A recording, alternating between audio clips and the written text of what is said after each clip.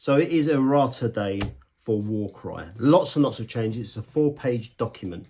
And what I've done is I've gone through my books and I've made the necessary changes and that kind of thing. And I'm going to go through them now. So if you're Errata, what I've done really is just simplified some of the stuff that's in there. Some of it is overly wordy. And yeah, just simplified all that stuff, broke it down simply, and yeah, we're going to go through it now. So what we'll do is we'll go through the core book first, then we'll go through the designer's commentary section of the document, then we'll go through the compendium, and then we'll go through the couple of changes to stealth and stone. We'll have a sum up at the end, but basically there's not that many massive changes. The big changes are exclusive to the monsters. The monsters in the game, their points value have ramped up quite significantly by about 25%. So quite big changes for them. Some nice changes for the Soulblight Gravelords, just adding some additional stuff into many of the skeletons. But broadly, some decent clarification and some nitpicking as well. So let's go through it all. Okay, so the first thing is to do with move actions. And so basically it concerns the height of terrain and if you can move under it or not. And so basically you can move under terrain if it's more than half the height of the fighter. Now you can't end your movement underneath if your model physically can't fit, but basically it can duck under. That's the word it uses. It can duck under if it is more than half the height of your fighter. And that's it for the move actions. Move on to page 68. And then we've got this paragraph down here. Missile attack actions cannot be made against enemy fighters that are within 1 inch of another fighter from the attacking fighter's warband. And basically the changes are unless the attack has no minimum range or unless the attacker is within 3 inches of the enemy fighter. Now on to page 70, and there's a couple of changes. Right, so this section has been quite irritatingly named. So it's called adding, subtracting, multiplying and dividing. It should really be called dividing, multiplying, adding and then subtracting. So this basically concerns abilities that modify characteristics and how, you know, countering abilities between you and your opponent might affect your own characteristics and that kind of thing. So for example, the example it gives here, for the move characteristic, if it gets increased by, say, the wire ability, so you've got a movement of 3, and then it gets affected by the wire ability, which would give them an additional 2. So what you need to do is you go divide, multiply, add, then subtract. So you'll take the standard movement, which is a movement of 3. If it's affected by cursed dart, for example, which is to halve your movement, that 3 would get reduced to 1.5 and then obviously upgraded to a movement of 2. Then you would add on your ability. So the wire ability, you would add an additional 2 movement. So it breaks down the process for affecting your characteristic. So you go divide first, then multiply, then add, then subtract. They should the heading they use for this one is ridiculous. There's no reason to use it. The heading is adding, subtracting, multiplying and dividing, which is, you know, if at a glance you're going to use this document, you're most likely to use that heading first before anything. But yeah, that is incorrect. Should be divide, multiply, add, then subtract. Now this is, for me, this is one of the more kind of usable parts of this document. It's got genuine benefits in the gameplay. So it basically says that an opponent's abilities, it doesn't affect your own ability.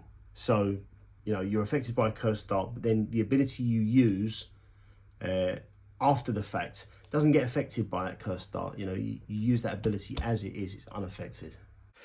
The next one is concerning raised fighters. So that is a fighter that you bring back from the dead, really, or bring back onto the field. So basically, if you bring a fighter back onto the field, you can't use them in any way in that combat phase. You have to wait for the next one. You can't give them any heroic traits, artifacts, or they can't use renown levels. They are not affected by any abilities that took them down when they originally left the battlefield. They're not considered to be taken down when they're on the battlefield, but they are considered to be taken down at the end of the battle. So if you bring a fighter on and they survive until the end of the battle, when you're counting up your points and all that sort of thing, they are then considered to be down. So when you're doing your points at the end of the battle, it does count, but during the battle, they're not considered to be taken down. Okay, move to page 75. This is about carrying treasure. So basically, it just clarifies some of the rules there. So you get a -2 inches to movement when you're carrying treasure. That includes the action when they picked up the treasure. So if you've got a movement of 6, you move and you pick it up, you move 2 inches and pick it up, then you can only move a further 2 inches because it's got a -2. However, if you move 5 inches, say, and then you pick up, you're still able to pick up, but your movement would end immediately. So it is a -2 unless you've completed your movement to within 2 inches, and then it just ends as soon as you pick up the treasure. Now that's everything for the core book. So now we're going to move on to the designer commentary, which are kind of broken down into a little bit more simpler terms than it's written down in. Okay, so can you use blade-borne fighters? Yes, you can. You just use the rules from White Dwarf 482, and it's page 91. Now, if you don't have White Dwarf 482, which I think is it's a bit annoying, why don't you just put it on the website? So if you haven't got it, here it is here. So there you go. That is the rules that you need in order to use your blade-borne. Next one is the attacker red and defender blue. No. So the core book, page 60, will tell you just need to roll off for it. Are overhanging fighters okay? So if they're hanging off the side of the terrain, yes, that's fine if the center of the base is on the terrain. Can you stand on 2 different platforms at once? Yes, that's fine if the center of the base is on at least one of them. So you couldn't have 2 platforms with a gap in the middle and it kind of straddling them both because the center of the base wouldn't be touching anything. But as long as the center of the base is over something, then that's fine. Are stairs distance measured diagonally? Yes, they are. Can you split attacks in a single action? So let's say you roll 4 dice in attack for each action. Could you use 2 of those dice against one fighter and then 2 against another? No, you can't. Do rules that add or subtract damage to hits and crits apply to all of the hits and crits? Yes, it does. It's not for your first ones or anything like that. It's for all of them. Do rules that add or subtract damage to hit points affect crits as well? Only if they are specifically mentioned. So if it adds an extra 1 to hits, then it only counts for hits. It doesn't add for crits as well. Reactions are not abilities. Levels of renown are spent in the battle, but they are not permanently lost. So you keep your levels of renown, but you just spend them as you play. You get them back for the next fight.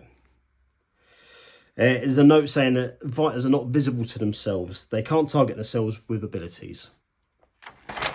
So, for example, if you were healing someone or something like that, you could not do it to yourself because you are not visible to yourself. Bonus actions are carried out immediately and can't be stored. So if you get a bonus movement, for example, for a fighter that's within a certain distance of the person who's running that ability, that bonus movement has to be carried out straight away. It's not added to their actions to be used later on.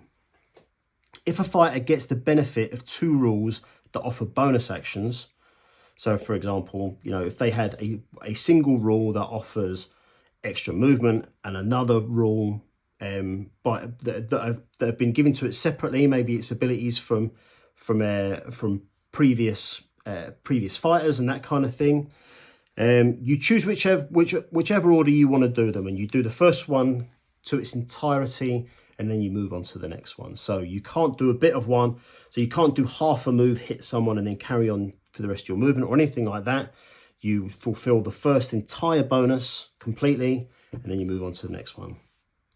If an ability can be used within a certain range, can you use it if there's more than one option available? So if you're saying friendly fighters within 6 inches of, a friendly fighter within 6 inches of this person using the ability, and you have a whole bunch of them, can you still do it if there's more than one? Yes, you can. That includes things like terrain as well. If an ability lets you score crits on a 4-up, if you score 5s and 6s, they count as crits as well. You can give artifacts of power to any fighter unless there's a rule that forbids it. Okay, so that will be on there. That will be in the compendium under their rules and that kind of thing. Now, the last one is just for battle plan cards. So when you're doing your battle plan cards, if you draw a victory card that can't be won due to the way the terrain is placed, you just draw another victory card. You don't try and forge ahead or anything like that. If it cannot be won due to the placement of the terrain, then it's null. You just draw another victory card. And that is the designer commentary for the core book. Okay, so now we move on to the compendium. So first of all, Monsters of Order, turn to page 12. The War Hydra is now worth 420 points and Charybdis is worth 425. Those are big changes. It's about probably a quarter to a third more expensive than they were previously. But that is the same for all of the monsters in the game. It doesn't just affect the Monsters of Order. Okay, next up we've got Cities of Sigmar. Turn to page 18. The Show No Mercy, changed that from a triple to a quad. And then turn to page 20 and you want the triple, which is Swift as the Wind. You want to change the wording. So it basically says add the value of this ability to the move characteristic. You basically change that to add half the value of the ability. So it effectively halves the benefit. Next up is Daughter of Kane. That's on page 28. So on the Killing Stroke ability, you're adding the Trapper rune mark. Then we move on to the Fire Slayers on page 36. You want to cross out this one down the bottom, and then the next one up, you want to remove the word hand axe and replace it with the word weapon. Basically, in the errata, it tells you to remove both of these and then add a new one. But the only difference is you take away one of these and you change that word to weapon, and that makes it the same as the one in the errata that they tell you to add. So that is page 36. Flip to page 78. We've got the Monsters of Chaos and all of their values are changing. So the Chimera changes to 515, Slaughter Brute 490, Chaos Gargant 420, the Gorgon 445, the Cygor 415, Mutalith Vortex Beast 425, and the Hell Pit Abomination 465. Turn to page 95, and the Pyrocaster, Exalted Flamer of Tzeentch, and the Flamer of Tzeentch all get the fly keyword in addition. There's a few little clarifications for reactions. We'll come back to that when we get to it on the errata document. Now move to page 110, and there's a minor change to an ability. There's some more errata stuff we'll get back to later as well. So the triple lead from the back, it used to say until the end of the battle round, add half the value of this ability to the attack's characteristics. Basically, it has been changed to add 1. Flip to page 126, the Unmade. Just a clarification on a triple, that is the Vessel of Tournament. It used to say this fighter makes a bonus move action. That wording has been changed to this fighter can make a bonus move action. Moving on to page 140, so that's the Monsters of Death. The Terrorgeist has changed value to 500, and the Zombie Dragon is now 540. Then flip onto page 142, and the Flesh Eater Corpse, their ability Bringer of Death, previously said add the value of this ability to the move characteristics. That's been changed to half the value of this ability. Okay, on to page 152, Soulblight Gravelords. The triple Summon Undead Minions has had some kind of additional text to add to it. I've modified it just to make it easy for me to stick in the book. But basically, it says, set that fighter up on a platform or battlefield floor, wholly within 3 inches of this fighter. So this is raising undead minions back into the battlefield. That fighter no longer counts as being taken down and has no damage points allocated to it.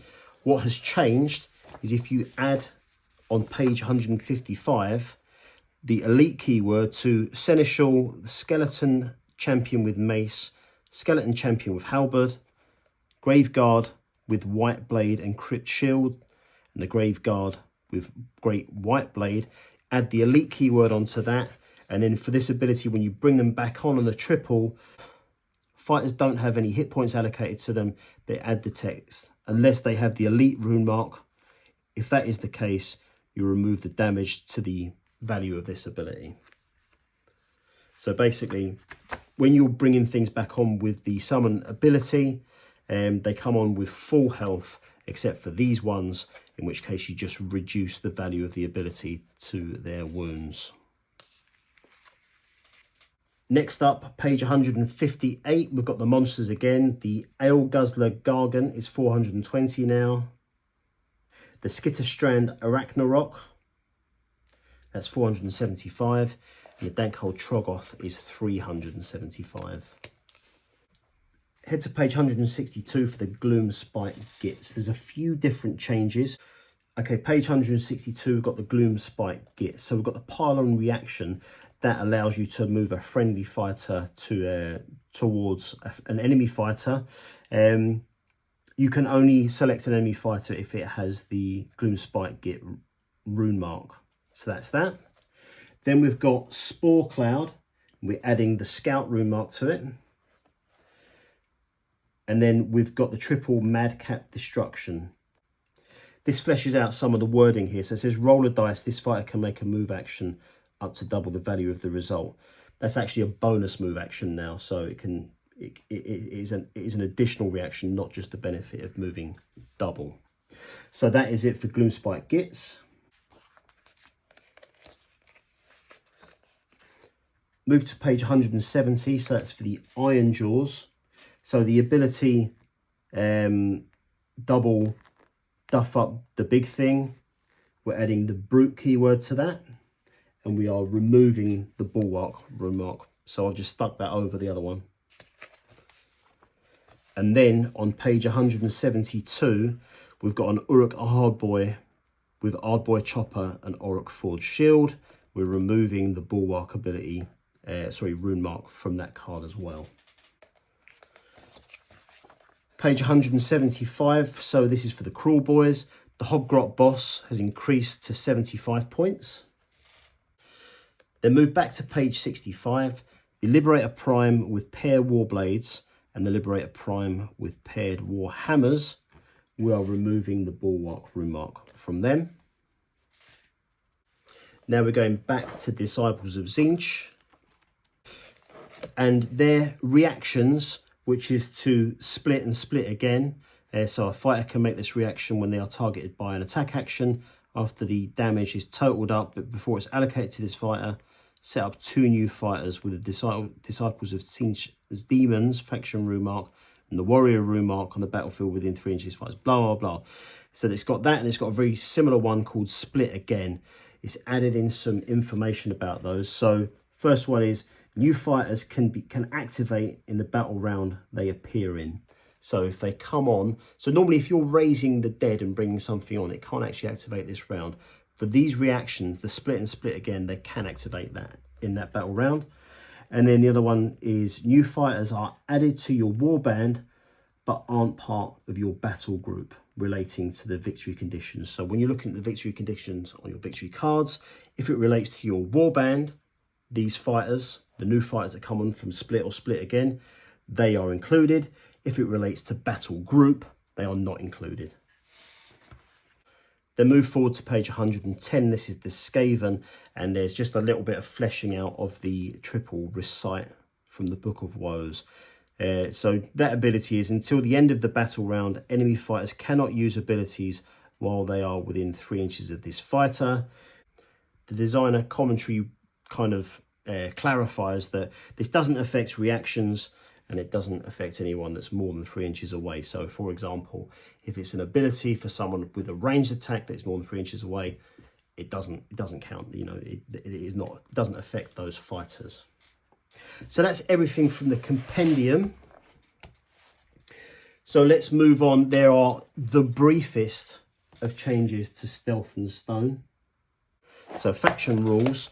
It says the Hunters of Huanxi, their faction rules. The slippery reaction. A fighter can make this reaction after they have been allocated damage points by a melee action. This fighter makes it previously said a disengage action. It has updated that to a bonus disengage action. And the other thing is it hasn't added on here it doesn't appear to have the Grand Alliance faction rune mark. That should be on here, it tells you to add it. And for the Jade Obelisk, it tells you it should have the Grand Alliance Chaos rune mark, and it doesn't as well. But that's the only changes to that publication. So that's it. There's quite a lot to go through really, but no major changes. It's certainly a lot of worthy clarification from the information we've had previously. The big changes obviously are to the monsters. Now, I haven't actually played a game of Warcry including monsters in in this version of the game. So since the Heart of Gur came out, I haven't actually played anything with monsters in it. But yeah, those are significant changes, you know. It's around a bit, yeah, like I said earlier, it's about a third addition in addition to their points value. So obviously some testing eked that out. There's obviously some problems there, but that's the only major change really. The Errata is good. It'll help you stop some nitpicking in games and that kind of stuff. But yeah, all in all, I like it. But that is that. What I'll do as well is I will backtrack through this video. I will I'll write all the different page numbers on the Errata as it appears, and then I'll re-upload that to my Dropbox, and I'll stick a link in the description. That'll be after the video comes out, so maybe check on that in a week or so. If you're pretty new to Warcry, you might get the benefit of a video I released around about a week ago. It's basically how to get into Warcry in 2023. So where you can start, what's worth looking into from the previous edition and that kind of thing. But other than that, I'll just say thanks very much. If you enjoyed this, I've got lots and lots of Warcry stuff coming up soon. So please consider subscribing, and I'll see you all very soon. Bye.